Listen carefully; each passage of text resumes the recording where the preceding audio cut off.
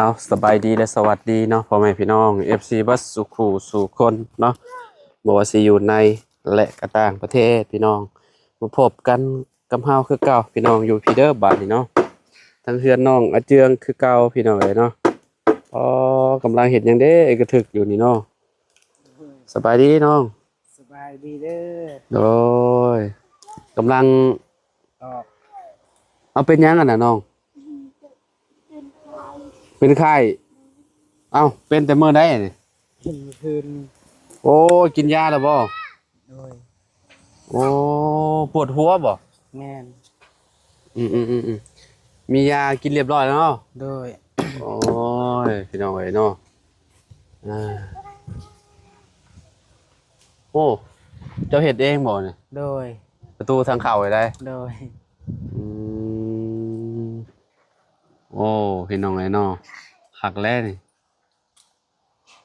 เห็นแล้วแต่เมื่อวานพุ่นน่ะนี่เมื่อคืนนี่เห็นแล้วเมื่อคืนนี้เลยโดยตอกตุ่มๆเลยแหละติโดยอืมเอ้าคนน้อยแนวจั่วคนน้อยเป็นหยังนั่นน่ะเรามาบอกว่าจะคนมาหาเราไผมาหายันไอ้น้องทั้งเมียครับอ้าวคือบ่มาพี่จ้ะยันเราบ่ฮู้อืมตึ้ง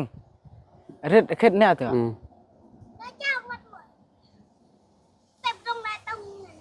มแนวจ้ะมาเอาไว้กูจูมาจากคนซองมาสองคน โดยลูกได้เสิร์ฟไปทางใดนอนบ่ลูกนอน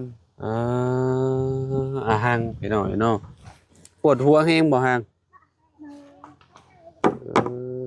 ไข้หวัดแล้วนี่เนาะเป็นหวัดนำบ่โอ้ยขินงอคนน้อยนี่เด้บานพี่น้อยเนาะโอ้ยมันอยากติดกับเราได้ไข้หวัดนี่โอ้ตอกทางขึ้นโอ้บ้องๆไว้แบบนี้เนาะโดยยานลูกยันลูกคะแนนมีอันโอ้เพิ่นคานได้เลยเพิ่นเนาะโดยยันเพิ่นคานออกมาแล้วยันเพิ่นตกพี่น้องเป็นจังได๋น้องนอนเมื่อคืนนี่เพื่อนหลังใหม่ก็ดีอยู่รับอยู่รับสบายอยู่บ่โดยบ่ได้ฝันหยังบ่โดยบ่อืมรับสนิทเลยเนาะโดยอ่าเรียบร้อยเมื่อวานนี่โดยเอ้ามันกระทึกอยู่เด้ฮะปืนไปว่ากระปูหั่นแหละแม่นบ่เอ้าแม่นชุมเฮาเพิ่นเปเป็นงูเนาะแม่น72มันออก79เนาะโดยโอ้ยพี่น้องเอ้ยเนาะเสียดายเด้เนาะเลขออกเพิ่นว่าฮู้จักพี่น้องเอ้ย79เมื่อคืนนี่เลขลาวเนาะหวยพัฒนาพี่น้องเอ้ยเนาะ679เนาะโดยเจียงบอกว่าเลขงูก็72กับ32แล้วก็ปืน8พี่น้องเอ้ยเนาะ8จับ2มือก็0บ่ซั่นแปลเป็น0นะครัปืบนกับตัวปอปูเนาะแน่อุ้ยพี่น้องเอ้ยเนาะถูกต้องแล้วกับปูน่ะปืนกับปูแน่ว้าพี่น้องเอ้ยเนาะเฮาแปลบ่ถึกซุมเฮาได้แปลบ่เป็นโดยเนาะคะแนนแปลว่างูหั่นแหละแปลเป็นงูแล้วบ่อาจจะแบบแปลเป็นงูข่อยก็ซื้อเมื่อคืนนี่โดยไปซื้อเลขคือกันข่อยซื้อเลขนกโดยเลขนกอินทรีเลขนกยูงข่อยเฮ็ดโดยเลขกับโอ้บ่แม่นเลขอันนั้นเลขงูโดยเบิดเป็นแสนเมื่อวานโดยพี่น้องเอ้ยเนาะลองเสี่ยงดวงพี่น้องเสี่ยงดวงเสี่ยงโชคเนาะขึ้นเฮือนนอนเฮือนหลังใหม่เพิ่นคือว่าบ่สบายเนาะบ่หลับบ่สบายก่อนหน้านั้นอยู่แล้วติมันบ่ติอยู่เฮือนต้มยังซะนี่มันโดยอ้าวมันได้มาแต่ไสมันพอเฒ่าให้บ่เฒ่าเอาให้โดยเอาให้อยู่ไสน่ะเนาะเราให้มื้อวานเอาพี่น้องเห็นไม้มาเมื่อวานนี่เนาะไม้เฮือนเจืองพี่น้องเอ้ยครบแล้วบ่บัดนี้โดยครบอ๋อเห็นเพิ่นแก่มาเมื่อวานโปกไว้แบบนี้แหละ บางทีมันเป็นใหม่เป็นเนาะ โดย ไม่เป็นอยู่หรอว่า มีแต่ ไม่ยังไม่อยู่หรอว่า โดยยังไหม้เบื้องนั้น เอ แต่ อ เบื้องนี้ เวลามันตากแดดยามมันกรอบเนาะปกเมียด เออ พี่น้องเอ้ยถูกต้องแล้วเนาะในการอยู่เนาะ โดย ประตูจะตีกับเราก็เห็นอันนี้ไว้แบบนี้แหละพี่น้องปกไว้คือเฮือนอาเจืองนี่แหละเนาะมันเวลามันถึงน้ำหมอกมันจะกรอบเลยมันถึงแดดเนาะโอ้กระต๊อบหลังใหม่พี่น้องเอ้ยเนาะคักบ้านนี่เอ้ยสะดวกสบายแล้วบัดนี้พื้นได้มาแต่ใช้ฉัน พื้นเฮาก้นมาจากพุ่นจ้างเด็กน้อยเอา โอ้คนมาบ่ โดย ให้เพิ่นชอยคนบ่ โดยจ้างเขาเจ้า10,000 สิเพิ่นกีบ โดย โอ้ จ้างน้องเฮาเอง 20 บาทหนึงเนาะก็พอให้เพิ่นคนมาให้อยู่20 บาทปักหลายๆหนึง โดย เออไปใช้มันนี่ ไปเมื่อไปตักน้ำกับเบาเสียง เอาไปตักน้ำมาบ่ โดย ตักอยู่แช่เนาะ อยู่ห้วยอยู่พุ่น ตักมากิน โดย อ๋อห้วยที่เจ้าเคยไปหั่นนะ บ่แม่น หรือว่าคนละห้วยบ่ โดยคนละห้วย เออคนละห้วยเนาะคิดว่าเป็นห้วยเดียวกัน อันน้ำมันสะอาดอยู่แล้วว่า โดยสะอาด พิจิไซดีอยู่เนาะเพราะว่า โดย มันเบิดพลแหละพี่น้องเอ้ย โดย เนาะเขาบ่ได้สร้างเพิ่นสิลงมือซะ จักและยังบ่ได้ยินข่าว ยังบ่ได้มีข่าวหยังบ่ โดย อืมบ่เชียงเพิ่นบ่ได้เว้าหยังบ่ซะ โดย คิดว่ามีมาแจ้งข่าวดีข่าวหยังซะดอกยังบ่ โดยยัง แต่ว่าเรื่องไม้ยังนี่ครบแล้วเนาะ โดย ยังเหลือแต่ค่าสร้างพี่น้องเนาะค่าสร้างค่าอืมหลังคาพี่น้องเอ้ยเนาะแผ่นลูซิ่งนั่นแหละเนาะวงกอกวงกบบ่ แม่น บานประตอกประตูแล้วยังหลายแล้วเนาะ โดย มยังหลายอยู่พี่น้องเอ้ยเนาะเฮ็ดเทือนแต่ละหลังนี่ก็บ่แม่นว่าสิง่ายๆได้ต้องใช้เงินหลายพอสมควรนะพี่น้องเอ้ยเนาะอันนี้ก็ซื้อเบิดไปหลายแล้วบ่จักนี่ก็ได้เนาะ โดยหมด13 ล้าน แต่ซื้อไม้นี่ได้ โดย โอ้ 13 ล้านปลาย บ่ได้บวกเสาบวกหยัง เสา ต่า ต่าง ง หาก หากเสาเกือบ6 ล้าน อืม เกือบ5 แพ ล้าน งอยู่พี่น้องเอ้ยนะค่าสร้างมันก็ว้าวเอาเติบหนึงเนาะ โดย 10ปลายล้านบ่ โดย อ่ะ 10 13ปลายนั่นแหละ 13 ล้านปลายบ่ โดย พระเจ้าว่าวหาได้ แม่น โอ้พี่น้องเอ้ยเนาะมื้อนี้อากาศร้อนพี่น้องเอ้ยเนาะ โดย มันตกแรงพุ่นมันแบบสิเย็นๆพี่น้องเอ้ยเนาะประมาณ10ปลายองศาประมาณ12เอ้ยบ่แม่นประมาณ19หรือ18นี่แหละพี่น้องเอ้ยเนาะแต่ค่อนข้างสิเย็นอยู่ได้เนาะอาเจียงเนาะ โดย นอนกลางคืนบ่ได้หนาวบ่น้อง บ่ อุ่นขนาด อุ่นโดย ต่างกันบ่กับนอนอยู่พุ่น ต่างกันแหละ อยู่พี่เพิ่นเฮาใส่ผ้ากระจาดเนาะ โดยแบบกะผ้าห่มผ้าแพร่หยังกะไม่ มันนอนอุ่นคักปานยัง โดย ผมจะไปอาบน้ำใช่ซะผมจะมาอยู่นี่แหละ ก็เทื่อก็อาบน้ำนอง น้ำนองหมองเก่าหั่นนะ โดย อ๋อ บ่มีบ่อนอาบไก่กะยานเมื่อยย่างแน่ อืม อาบในนี่กันมันบ่สะอาด แบบคนทั้งเทิงหันแบบน้ำมันไหลแต่ว่ากูแบบไปซักเครื่องซักของมันก็บ่สะอาด มันก็ไหลลงมาบ่ โดย อ๋อมันไหลลงมาใส่อยู่พี่เนาะ โดยซักเครื่องซักของเด็กๆน้อยๆหากำเกิดใหม่มีเสื้อผ้าหน้าแพร่แล้วก็ซักอยู่เทิง ปัดคนอาบอยู่หลุมปัด โดย บ่คักเลยติ โดยยานเป็นไอเป็นไอเจ็บคอเจ็บแขน มันก็มีหลายโรคหั่นแหละ โดย เนาะเพราะว่า ก็เจ้าซักเครื่องซักหยังน้ำมันไหลลงมา โดย ทางลุ่มผัดมาอาบมาใส่พี่น้อง เว เนาะ ลาเฮาอาบเฮาต้องรักษาถูแขวถูคอกนั้นแหละมันจะเข้า อืมในแถวนี้ ห่วยมีจักบ่อนห่วยแบบที่ว่าซุมเจ้าแบบมักเอามากินมาใส่ มีซอง อยู่ใส่เนี่ยอยู่มอง มองนี่แล้วก็มอง ที่เฮาไปเบิ่งที่ครับบ่ แม่น ห่วยหนึงหั่น แม่นมองที่เฮาไปเบิ่งทีก็โอยหนึงมันยาวไปพี่เลยยาวฮอดอยู่ลุมเลย มันสิไปอาบก็ไกลเนาะ โดย พี่น้องเอ้ย กันอาบในนี่มันก็บ่ใกล้ปานใดบ่ฮอดเม็ดซ้ำแต่ว่ามันบ่สะอาดย่านไอ อืม หดผักหดหญ้าได้อยู่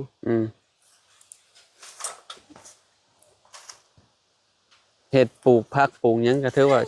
สิโอเคอยู่จังเนาะ โดย แบบว่าไปปลูกผักบัวผักอันอิหยังไปกินเนาะอาเจียงเนาะ โดย นี่คือแบบนี้แล้วจะปลูกพี่น้องไปเนาะ ง่าย อืมนี่โอ้เริ่มเป็นดอกเป็นหยังเลยมะเขือนี่เอามาปลูกแต่ต้นได้นี่ ตอนฝนตก โอ้ต้นดอกคอดอกแคก็มีพี่น้อยเนาะโอ้ต้นมะฮุ่ง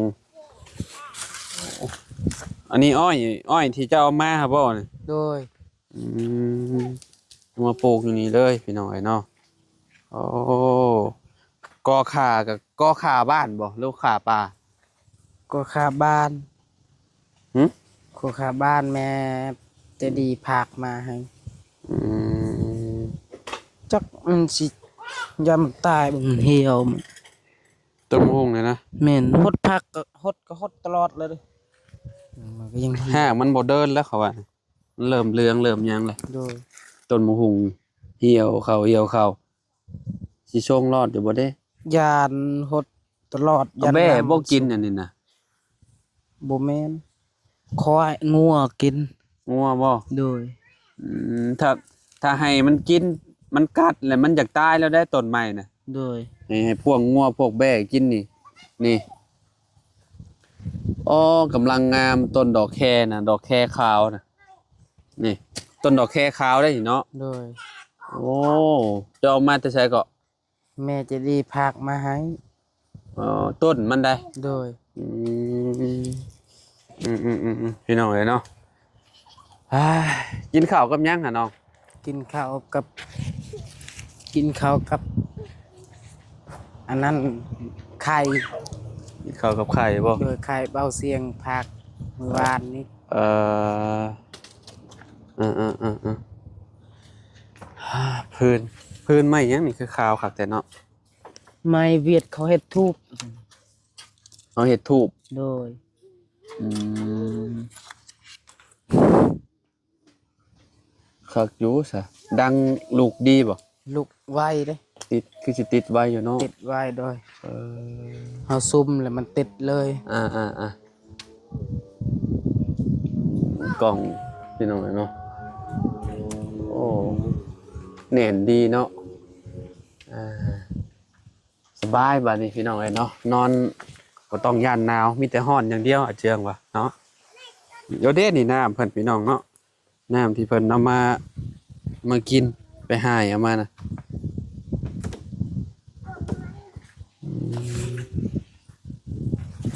เจ้ากินโอ้มันนอนนี่เห็นบ่ โดย โอ้ขี้ฝุ่นเศรษฐกรเนาะ โดย กินแบบบ่ต้มเลยเนาะ โดยกินแบบนี้เลยล่ะ อ่า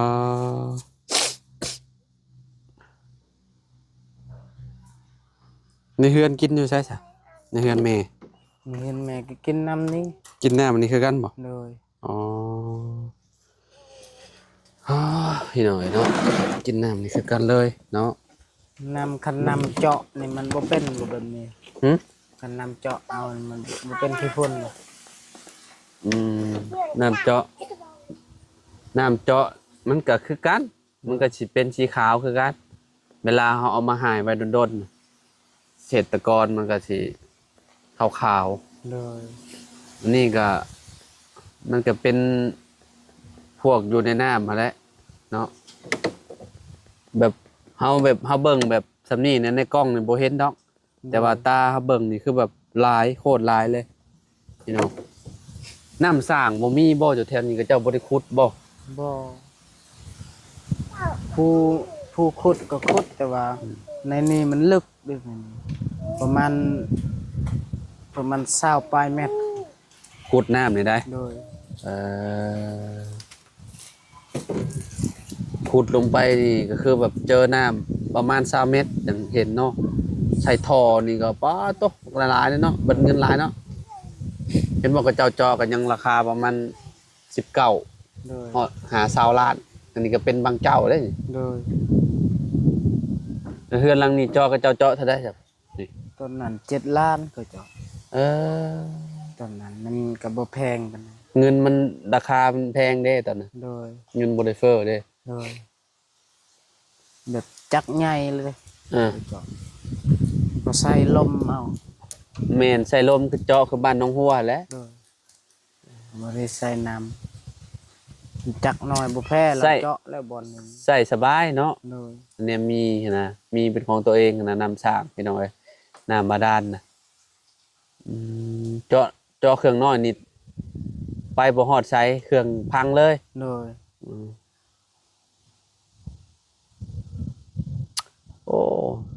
แต่เจาะก็เนาะมันก็สะดวกสบายแบบนึงเนาะ โดย เวลาเราปลูกผักปลูกหญ้าแต่ว่าคือน้องเพิ่นนี่บ่มีไฟบ้านนี่ไฟฟ้าไฟหยังก็โอ้เพิ่นสิเนาะเพื่อจะได้ใช้นี่ก็บ่แม่นง่ายอีกได้นี่ไกลเติบเลยเนาะ โด เนาะ ย โอ้โหจากพุ่นแหละพี่น้องเอ้ยเนาะจากมันหนทางใหญ่มาพี่ประมาณโอ้ครึ่งหนึงบ่แล้วนี่เนาะ โดย เกือบฮอดกิโลพุ่นแหละพี่น้องครึ่งหนึงเนาะอ่าไกลเติบอยู่ต่อไปนี่ก็สิมีแต่เฮือนคนแล้วแถวนี้เนาะ โดย นี่เริ่มนี่เด้เฮือนเพิ่นนี่ก็ได้นี่ก็คือยามลงมันจะเป็นเฮือนอาเจืองต่อไปพุ่นแหละอันนั้นที่ของน้องซ้อนนั่นน่ะ โดย แล้วฝั่งนี้ก็เป็นที่กับเจ้าแต่นี่เนาะ โดย แล้วเจ้าก็จะปลูกเฮือนปลูกซ่านซะอีกคันนี้ก็ได้ปลูกทางนั้นก็ยังบ่ได้มีเฮือนคนปานใดนะพี่น้องเอ้ยเนาะมีแต่สวนกล้วยเนาะอันนี้ก็เพิ่นปลูกก็น้ำไม้เริ่มใหญ่แล้วอันนี้ก็ได้พอน้ำไม้น้องอาเจืองเพิ่นก็สิได้ตัดออกอยู่บ่หรือว่าจังใด ตัดหมดแหละ สิตัดเบิดหลังจากที่ย่อเฮือนขึ้นเนาะ โดยแบบเบื้องนั้นเขาก็ลักตัดเลย อืม จักไผตัดอย่างเจ้าอันเขา มีทางใดแน่ตอนนี้งบสร้างบ้านเจ้านี่ มี เบาเซียน อืม แล้วก็ลุงเฮิมแล้วก็ อ่า เบาบุญบันปลา อ่า 3 คืองบตัวนี้ค่าทางบ่เลยนั่นได้ โดยเราแบบเบาเสียงสมทบค่าสร้าง อ่า แล้วก็เบาบุญบันปลาก็สมทบค่าสร้าง อืม ลุงเฮิมก็สมทบค่าสร้าง พอแล้วบ่ค่า โด ทาง ยยังบ่พอแล้ว อ่ายังบ่พอบ่ โดย อืมคิดว่าพอแหละยังเนาะ โดย พอตัวหนึ่งก็ยังตัวหนึงพี่น้องเอ้ยเนาะก็คอยเป็นคอยไปพี่น้องเอ้ยเนาะทางเรือนชาลานแป้นของน้องหันหรือว่าน้องห้างพี่น้องเอ้ยเนาะสายยาเพิ่นแรกๆกับอาเจืองนี่แหละพี่น้องเอ้ยเนาะอาเจือง โดย น้องพาลักษ์เนาะลูกชายก็ได้เนาะจังได้ก็ถ่ารุ่นถ่าชมนำกันเนาะพี่น้องพุ่นแหละตอนต่อไปพุ่นแหละพี่น้องเอ้ยเนาะเราก็จะเข้ามาอัปเดตให้พ่อแม่พี่น้องน้อง FC เบิ่งนำกันเรื่อยๆเนาะอาเจืองเนาะ โดย แต่ละมื้อก็แบบนี้แหละพี่น้องบางทีน้องเพิ่นก็บ่อยู่บางทีก็อยู่เนาะ โดย ช่วงนี้เวียกงานเป็นจังไดน้อง ก็ได้พักแน่ อืม บ่ได้ไปบ่ โดย อืมเขาบ่จ้างบ่เรื่องอะไร โดยแบบมันหมดกล้วยหมดหยัง ต้องรอ จังหวะมันอีกเนาะ โดยแต่ว่า1-2มาแต่ว่าราคามันก็ต่ำแล้ว บ่กล้วยนี่บ่ โดย บ่แพงเนาะ โดย ราคาบ่ดีปานใดพี่น้องเอ้ยเนาะรถเป็นจังได๋รถขี่โอเคอยู่บ่ โดยโอเค เอ่อโอ้รถคันโปรดน้องพุ่นแหละพี่น้องเอ้ยเนาะแต่ว่ากลางคืนนี่ติเนาะ โดย ไปบ่ได้แล้วกลางคืนมันร้อนๆนี่ไปก้านนู้นน่ะสิได้อยู่เขาว่าเนาะอันนี้ว่ามันแบบอากาศมันแบบนิ่งๆในลมบ่มีน่ะเนาะ โดย นู้นน่ะคือสิออกอยู่เขาว่าเนาะ โดย ช่วงนี้เจ้าก็บ่ได้ค่อยได้ไปก้านแล้ววะ โดยยันเมื่อย อืม เมื่อยแล้วก็เวียกสิเฮ็ดก็บ่ได้เฮ็ดซักเมื่อยเลย อืม สองมาบัดตื่นสวย อืม เราก็เลยบ่อยากไปการคันบ่มีเวียกเฮ็ดก็ไปการอยู่ พอได้พออันนั้นเนาะ โดย ซะโอเคซะพี่น้องเนาะจังได๋ก็ฝากพ่อแม่พี่น้อง FC เบ่สุขทุกคนเนาะ โดย เป็นกำลังใจให้หน่อยเด้อพี่น้องเด้อเนาะวันนี้ก็เข้ามาถามข่าวเนาะ เชื่องก็นี่แหละพี่น้องเนาะเมื่อวานนี่เอาบ่เป็นหยังเนาะมื้อหน้าจะว่ากันอีกเนาะเจียงเนาะ โดย บ่ถึกมื้อนี้กับมื้อหน้าบ่ได้มีมื้อเดียวพี่น้องเนาะ โดย พันคิวๆเด้อบัดนี้ โดย พี่น้องเนาะเอาจังได๋ก็พบพ้อกันใหม่พี่น้องเนาะ โด ดี ย มีเฮงหายไวๆเด้อน้องเด้อนอนนับแล้วจ้ะเนาะ ยันนอนเลย น้องหั่งพี่น้องเนาะปวดหัวว่าซั่นเนาะไปน้อง สบายดี ส เด้ บายดีเด้อ FC เด้อพี่น้องเด้อเนาะ